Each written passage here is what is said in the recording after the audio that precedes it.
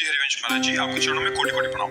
महाराज जी, संसार में सभी संबंध मिथ्या होने पर भी इनमें राग होता है। महाराज जी, जिन संबंधों से राग है वही निरंतर अपमानित करते हैं, फिर भी राग नहीं छूटता। महाराज जी, ऐसे में भजन के बिना ज्ञान नहीं होता और ज्ञान के बिना राग का त्याग नहीं होता। किसका है?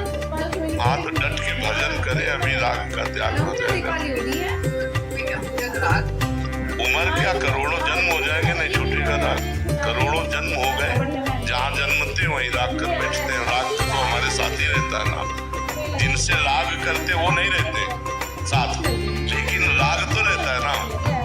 जिस वस्तु व्यक्ति स्थान का संयोग हुआ उसी से राग कर बैठते हैं। मान लो पूर्व जन्म में आप क्या थे, आपका कौन परिवार था, आपको पता नहीं, लेकिन इस जन्म में इस शरीर से राग, शरीर संबंधियों से राग, शरीर सेवन करने वाली वस्तुओं से राग। ये मेरा चम्मच है, मेरी थाली है, मेरा मकान है, मेरा दुकान।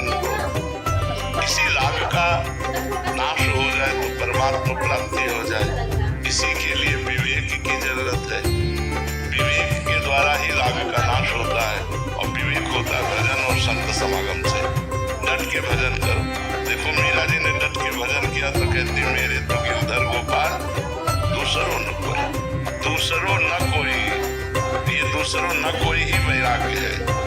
दूसरों न कोई, भगवान के सिवा हमारा कोई नहीं है, और वास्तविक कोई नहीं। न कोई था न कोई रहेगा। दुनिया में लाखों का मेला जुड़ा, हंसा जब उड़ा तो अकेला उड़ा, कोई साथी तो गया नहीं। तो अगर ये ज्ञान हो जाए तो जीते जी वैराग्य करके सब में भगवत भावना करके सेवा करे, कोई परेशानी नहीं। लेकिन अपनापन भगवान से न होने के कारण, शरीर और शरीर संबंधियों से अपनापन होने के कारण हमारे को भजन का आनंद नहीं आता, भगवान प्यारे नहीं लगते। ऐसी प्रीति जिनका नाम लेते रोमांच हो जाए, रस प्रवाह होने लगे, उसे तो भक्ति कहते हैं। अभी कहाँ भक्ति हमारे अंदर?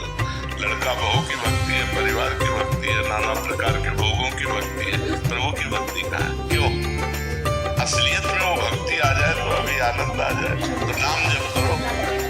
कौन सी मेहनत लगती राधा राधा रटने में, राम राम कहने में, कृष्ण कृष्ण कहने में। निरंतर अभ्यास करो, तुम नाम जप करो, देखो हृदय आनंदमय हो जाएगा। ऋतुश्री जी जयपुर से। श्री हरिवंश महाराज जी, महाराज जी, प्रेम लक्षणा भक्ति क्या केवल गुरु कृपा से ही मिलती है? नाम जप, लीला गायन, लीला श्रवण, भगवत चरणारविंद की सेवा और तन मन वचन से पूर्ण रूप से इष्ट देव के प्रति समर्पण, अन्य अभिलाषा कोई नहीं, श्री कृष्ण के प्रति और कोई आचरण नहीं, तब प्रेम लक्षणा भक्ति मिलती है। गुरु कृपा का ये स्वरूप है। जब तक नाम जप नहीं होगा, भगवत लीला कथा गायन श्रवण नहीं होगा, मूल मिलाकर के नवधा भक्ति नहीं, तो प्रेम लक्षणा भक्ति कहाँ से आ जाएगी? जब तक श्रवण कीर्तन स्मरण विष्णु पाद सेवन अर्चन बंधन सख्यात्म समर्पण 9 प्रकार की भक्ति नहीं, तो प्रेम लक्षणा भक्ति आ ही नहीं सकती। श्रवण कीर्तन जितना अधिक होगा उतने भगवान की प्रति प्रियता बढ़ती है। शरणागति भी श्रवण से ही होती है। विभीषण जी कह रहे, श्रवण सुजस सुनि आयऊं, प्रभु भंजन भवभीर, त्राहि त्राहि आरति हरन, शरण सुखद रघुवीर। जब तक हम खूब भगवान की चर्चा नहीं सुनेंगे, नाम जप नहीं करेंगे, भगवत सेवा नहीं करेंगे, तो प्रीति कैसे हो जाएगी? सुनना, बोलना, देखना, खाना, पीना, उठना, बैठना सब भगवान के लिए हो, तब भगवान के चरणों में प्रीति होगी, और प्रीति का ही नाम प्रेम लक्षणा भक्ति है। ऐसे प्रेम लक्षणा भक्ति नहीं हो जाती। यही गुरु कृपा है कि हमारी नाम जप में प्रीति हो। यही गुरु कृपा है कि हमारी भगवत कथा सुनने के लिए कान लालायित रहे। आशा बसन व्यसन याति नहीं, रघुपति चरित होए तहाँ सुनहि। यत्र यत्र गुणार्थ कीर्तनम तत्र तत्र कृतमस्त कालिलम वाष्पवारि परिपूर्ण लोचनम। हनुमान जी महाराज कैसे आंसू बहाते हुए जहाँ जहाँ भगवान की चर्चा होती वहाँ वहाँ वो सुनते। तो हम 5200 रस में फिरे, खोजत नेह की बात, प्रिया प्रीतम के प्रेम की बात, भगवान के प्रेम की बात जहाँ हो रही हो वहाँ बैठकर सुनने का स्वभाव बनावे। खूब नाम जप करे, गुरु चरणों का, संत चरणों का आश्रय रखे, तो प्रेम लक्षणा भक्ति प्राप्त हो जाती है। संत कृपा, भगवंत कृपा, गुरु कृपा का मतलब ये कि हमें साधन में प्रेम हो जाए। हमारी जो साधना है उसमें प्रेम हो जाए। साधना में प्रेम तो साध्य में प्रेम अपने आप हो जाएगा।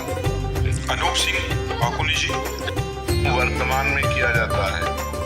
नियति जो पहले से भाग्य निश्चित हो गया उसे ही कहते हैं। भाग्य और नियति अलग अलग नहीं है। बोले इसकी नियति निश्चित है अर्थात तुम्हारा दैव प्रारब्ध निश्चित है, भाग्य निश्चित है।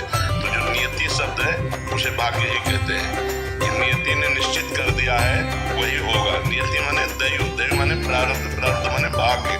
चाहे दैव कहे, चाहे प्रारब्ध कहे, चाहे भाग्य कहे, चाहे नियति कहे, वो एक ही शब्द का पर्यायवाची दो शब्द है। अब रह गया कर्म और भाग्य।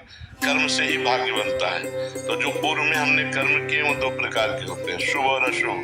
शुभ का मतलब होता है पुण्य, अशुभ का मतलब होता है पाप।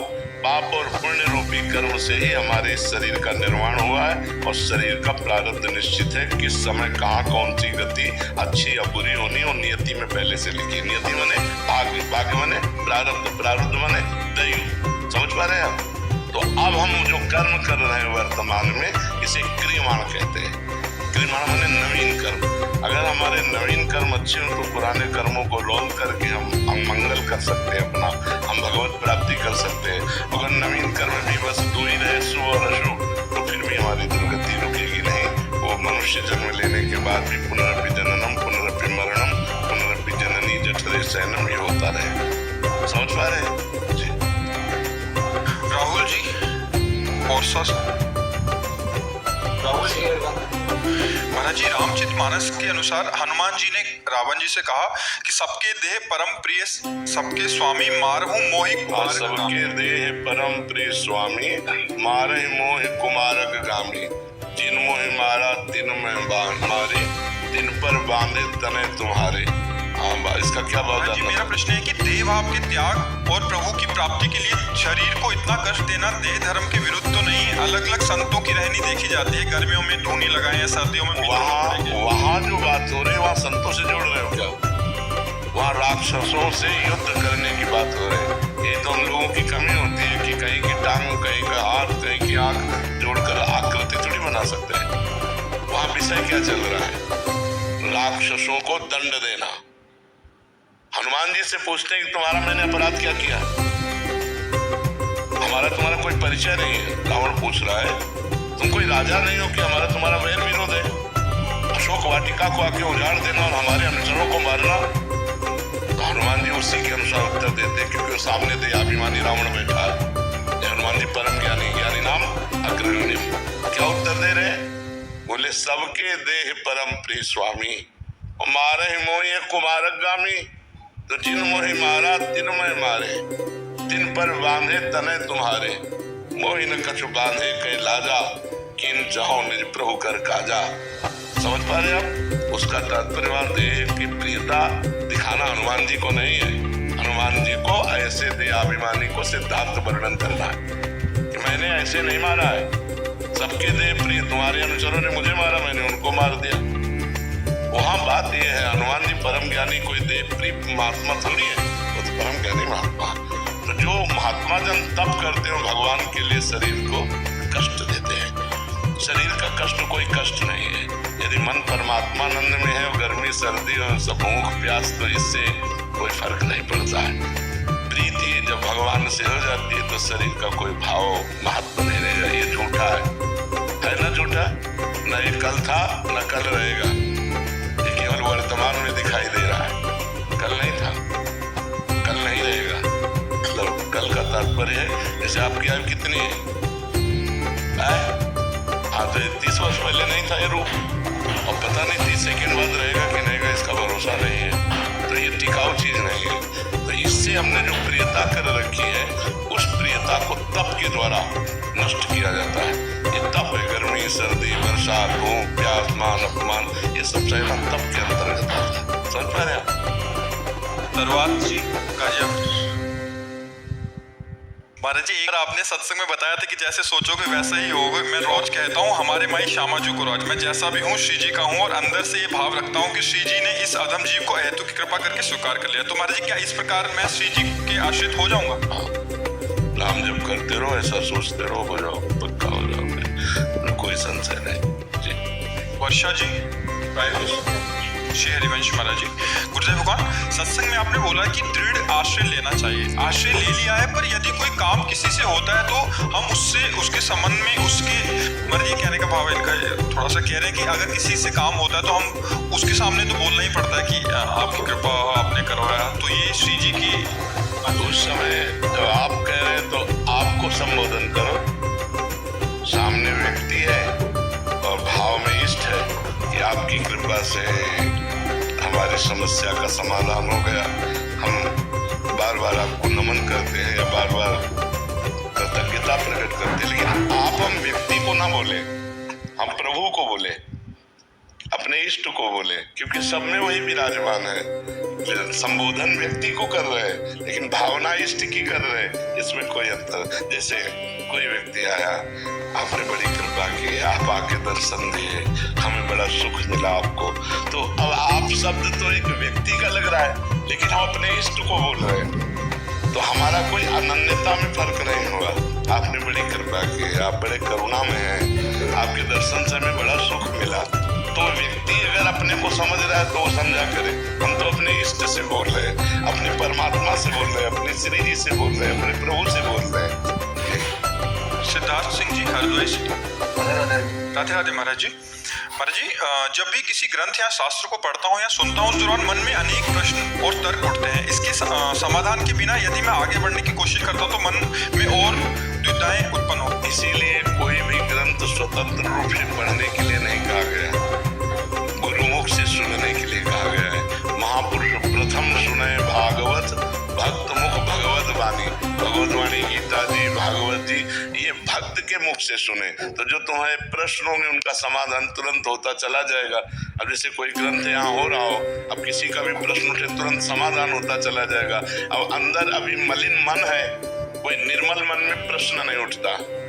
जब बिल्कुल निर्मल मन हो जाता है तो उसमें कोई प्रश्नवाचक चिन्ह नहीं रहता, वो परमात्मा स्वरूप हो जाता है। तो जब तक थोड़ी मलिनता रहती तब तक प्रश्न रहते हैं, और जब तक प्रश्न रहते हैं संशय आत्मा, तो वो संशय अशांति पैदा करता रहता है। और हमारा शास्त्र स्वाध्याय या साधना का फल है शांति, तो हमें चाहिए किसी महापुरुष के सानिध्य में ग्रंथ का एक बार श्रवण करें, या जो प्रश्न हो उनको लिख लें, किसी महापुरुष से उनका समाधान कराते चले, तभी हमारी चित्तवृत्ति परमात्मा में आगे बढ़ेगी। महाराज जी, मेरा एक प्रश्न था इस शास्त्र पढ़ते समय, जैसे यदि सब भगवान की लीला है तो क्या दूसरों के साथ बुरा करना भी भगवान की लीला मानी जाएगी? और यदि ऐसा है तो लोग, यदि आप दूसरों के साथ बुरा करते हैं तो भगवान की भक्ति ही नहीं है, आप परमार्थ के पति ही नहीं है, तो आपका प्रश्न ही नहीं बनता है। भगवान की सब लीला ये वो कह सकता है जो भगवान को प्राप्त है या भगवान को प्राप्त करना चाहता है। जो पापाचरण, किसका प्रश्न है? जो पापाचरण करेगा तो भगवान की लीला में नरक भी है, भगवान की लीला में जेल भी है, भगवान की लीला में पुलिस भी है, भगवान की लीला में डंडा भी है। तो स्वीकार करो ये डिपार्टमेंट, ये भी तो डिपार्टमेंट है भगवान का। बुरा जो कर रहा है वो सोच ही नहीं सकता कि भगवान की लीला है, और जो सोचता है भगवान की लीला का वो बुरा कर ही नहीं सकता है। विचार करो, अब जैसे ये नाम जब कर रहे हैं, ये बुरा कर सकते हैं क्या? हृदय की स्थिति हो, जैसे हम इसलिए बोला बच्चा, तो जैसे लोग कह देते हैं भगवान की इच्छा के बिना पत्ता भी नहीं हिलता है। आपकी इच्छा ना हो तब आप ये बात कह सकते हो भगवान की इच्छा के बिना पत्ता नहीं हिलता। यदि आप इच्छाओं के जाल में फंसे हुए हो तो आपको बोलने का अधिकार नहीं है। ये इच्छा रहित महापुरुष कहता है भगवान की इच्छा के बिना पत्ता नहीं हिलता। तो भगवान की इच्छा सर्व मंगलमयी होती है, कभी किसी का मंगल नहीं होता। मंगल भवन अमंगलहारी। अपनी इच्छाओं का जिसने दमन कर दिया, अपनी इच्छा को जिसने वाहेगुरु भगवान की इच्छा में मिला दिया, वो ये देखता है कि चराचर जगत भगवान की इच्छा से चल रहा है। और जो ये देखता है भगवान की इच्छा से चल रहा है, उसमें इच्छा होती नहीं, इसलिए उससे कभी पाप होते ही नहीं। समझ पा रहे आप? अजय सिंह जी, महाराज जी आपके चरणों में कोटि कोटि प्रणाम। महाराज जी, आपका सत्संग सुनने में से जीवन में बहुत परिवर्तन आया है। महाराज जी, मैं राधा नाम जप करता हूँ। महाराज जी, मेरा प्रश्न है कि संसारिक इच्छाएं जब समाप्त होती है तो तब कैसा होता है? मेरी इच्छाएं समाप्त हो रही हैं, उससे कहीं मेरा अहंकार तो नहीं बढ़ रहा? महाराज जी, मुझे कैसे पता लगेगा? पेट भरता है तो पड़ोसी नहीं बता दिया अपने को अनुभव हो जाता है ना कि हमारा पेट भर गया। ऐसे ही जब हमारी इच्छाएं, अब इच्छाएं शांत थोड़ी है, अब इच्छाएं परमात्मा प्राप्ति के बाद शांत होती है। असली में जब परमात्मा बोध हो जिसके प्राप्त होने के बाद कुछ प्राप्त करना बाकी नहीं रहता। और जब तक परमात्मा प्राप्ति न हो तब तक धोखा हो सकता है। अपने मन पर विश्वास न करें, नहीं, संयोग होते ही इच्छा तत्काल प्रकट हो जाएगी। जीने की इच्छा, मतलब अभी कोई गोली मारे तो बचने की इच्छा होगी ना, जीने की इच्छा होगी। इच्छा रहित पुरुष का अगर गर्दन भी उतार दी जाए उसके अंदर कोई शोक नहीं होगा, कोई भय नहीं होगा।